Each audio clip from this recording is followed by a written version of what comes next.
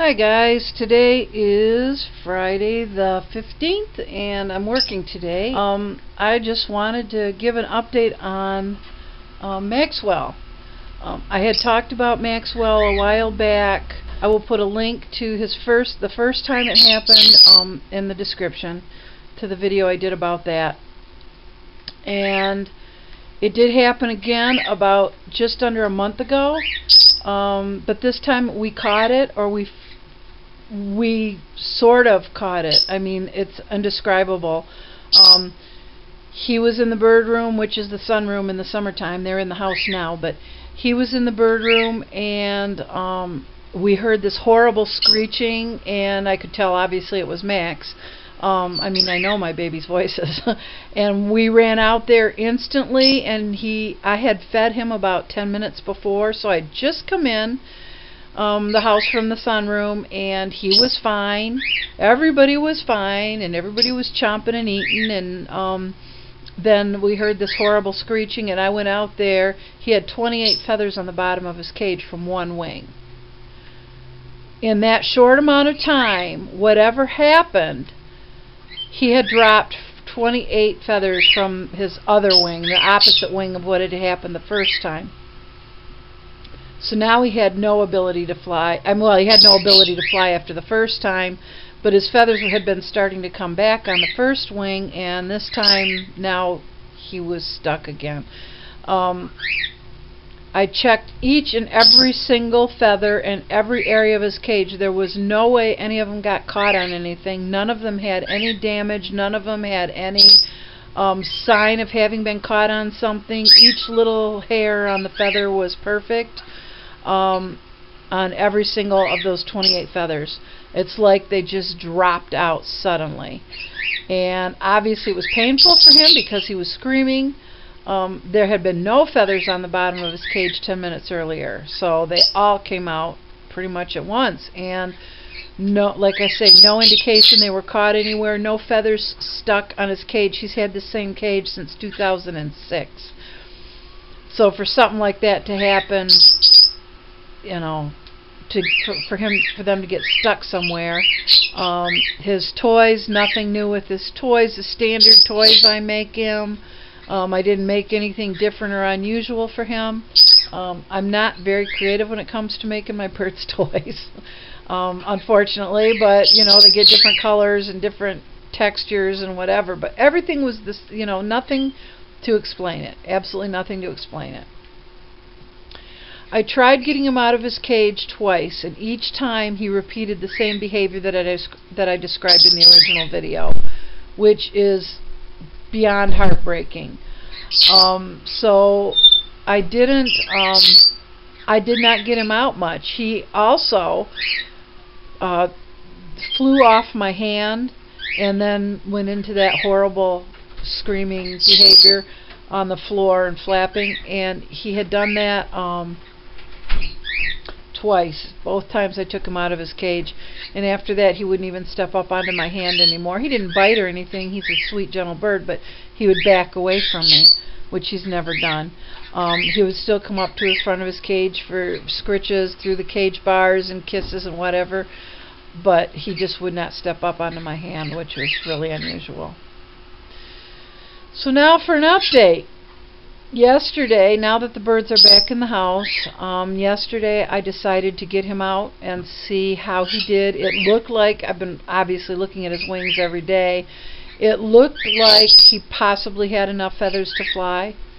When he can't fly, he is horrible, like I described in the first video, so I did not really want to subject him to that.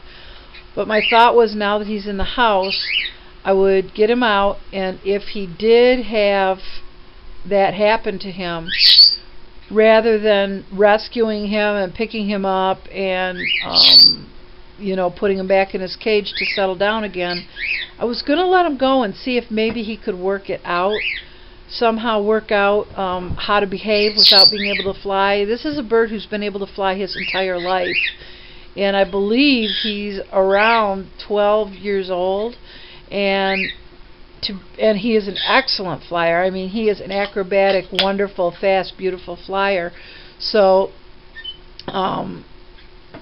for him to have this horrible reaction to being deflated simply was, you know, unacceptable and very painful to watch. But I thought if he still couldn't fly, I would leave him out and see if possibly he worked it out.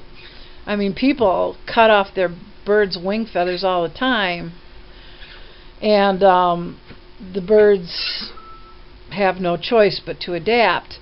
And so I thought, well, maybe he would. Maybe if he had the time, maybe if he was able to just work it out, he would. So I was prepared for that yesterday when I got him out.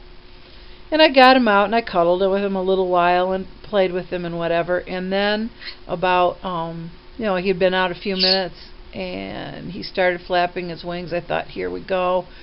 And he flew effortlessly to the top of the lampshade. And then he flew around and he just flew. And this is really the first time he's flown in months, over 2 months.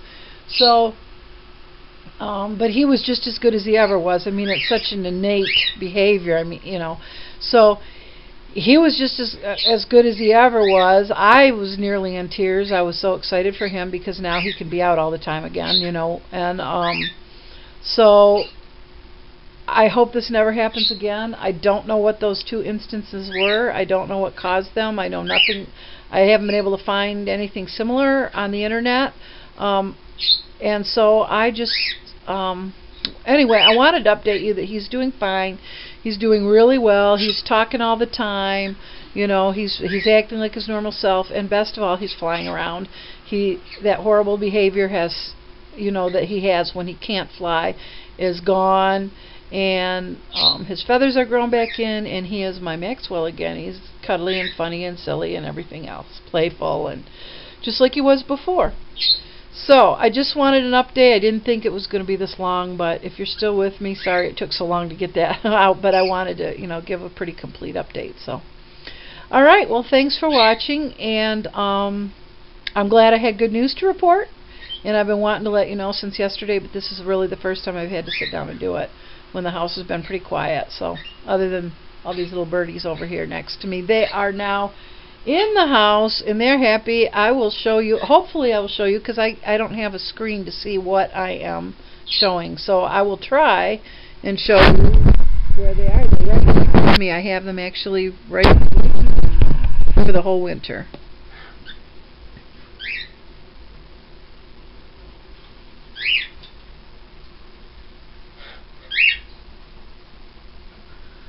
I don't know if you can see, but you know, right next to me here is Girlfriend, the green-cheeked conure, and on top of her is Klinger, the cockatiel.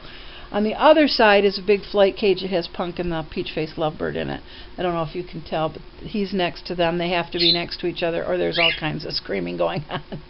Anyway, and then of course my 4 bigger birds are over there in front of the window on the table. So we're all real in close proximity, and we're all together, and I'm always happy when we're together for the winter.